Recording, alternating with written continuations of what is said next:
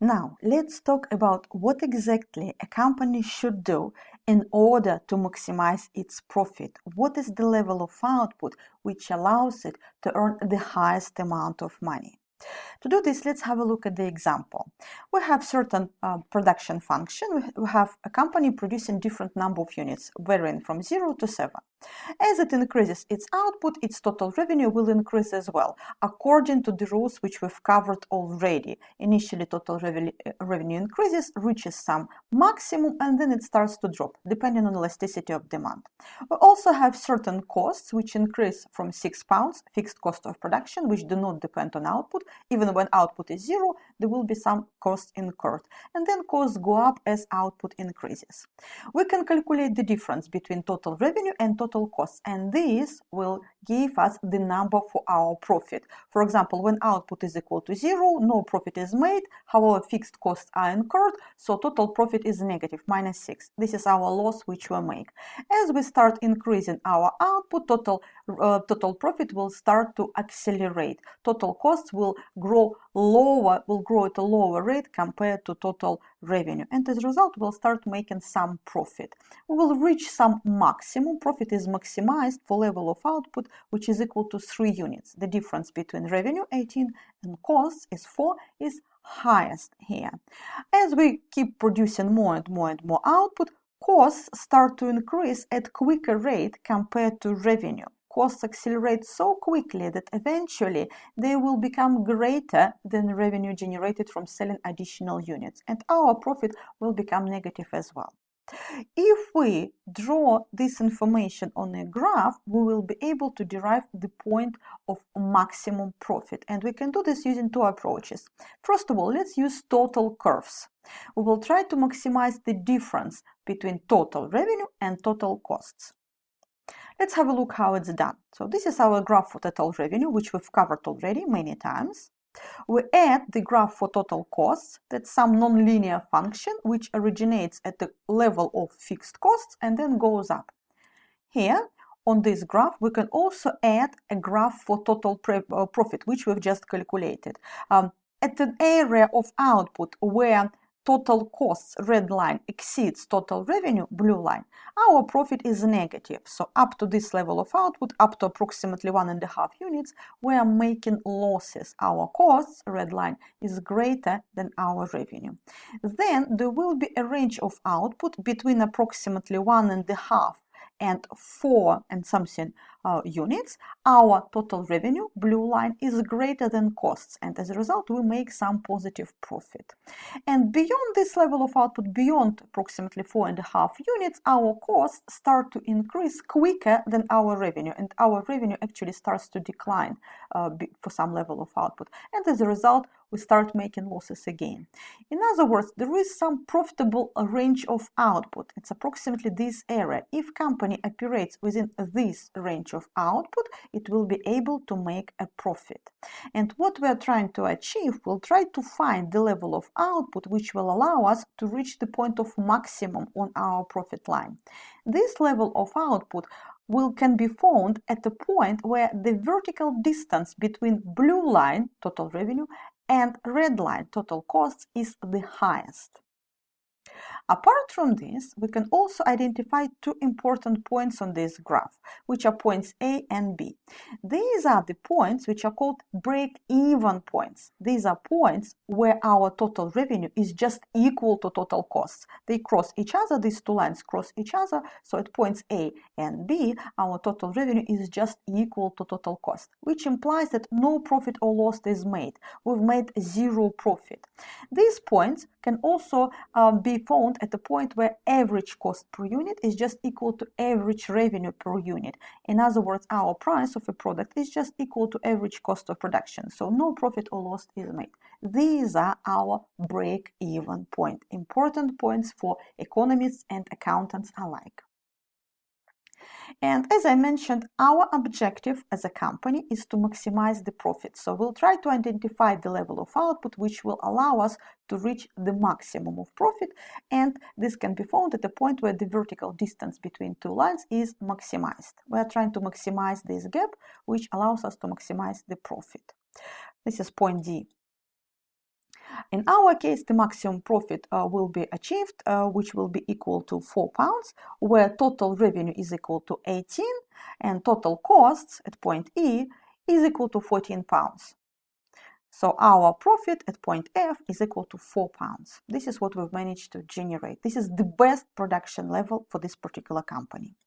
There is a rule which describes profit maximization condition. There is a very simple formula which will allow you to identify the location of this point.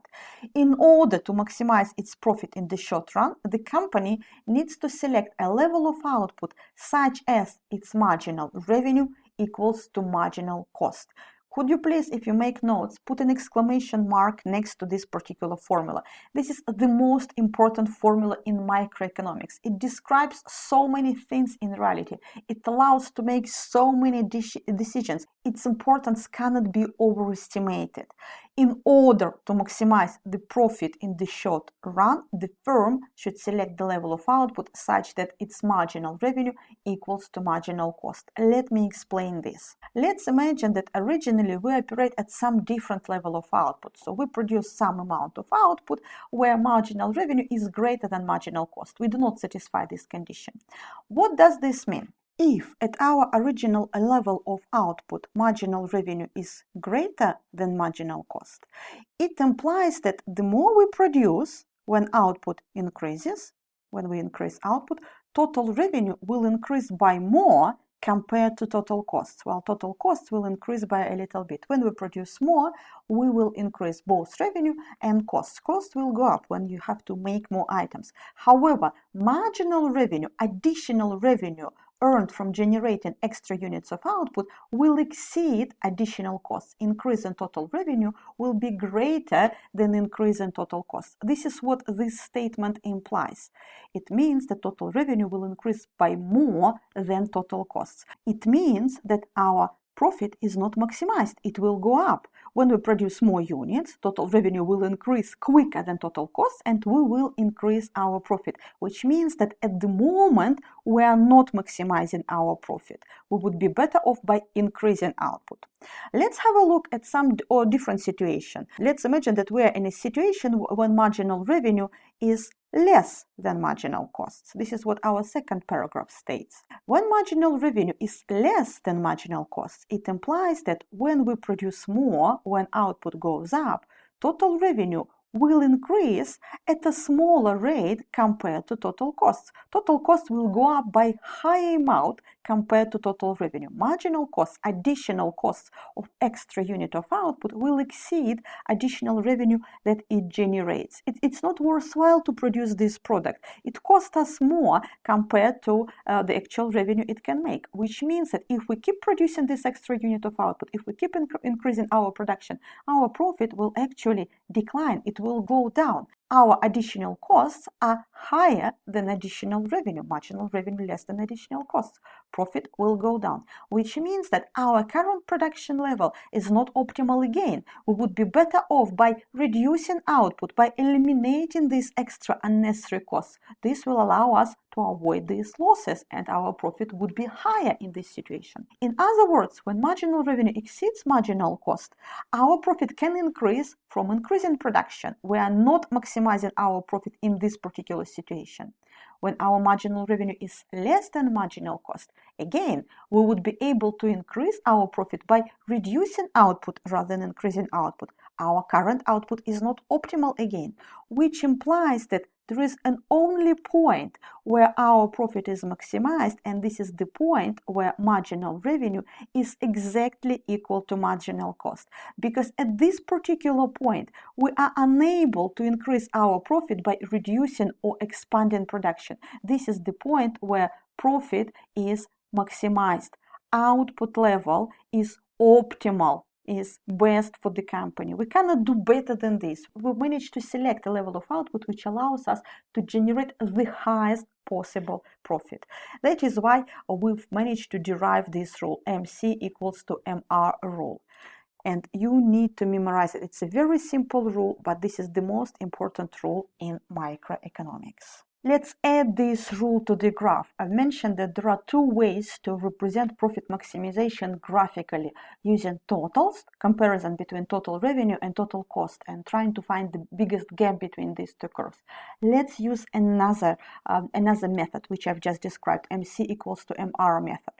So let's have a look at these two graphs. So the top part of the graph shows what we've covered already, the difference between total costs and total revenue. The shaded area represents the range of output where we are making some profit. So in this particular example, it will be level of output somewhere between 8 probably units and something like 45 units. And the maximum profit is achieved at this particular point, 30 units of output. This is the highest gap between total revenue and total costs. Please pay attention. We don't need to maximize our revenue, in fact, to maximize profit. Maximum revenue achieved somewhere here for probably 33 units of output or so.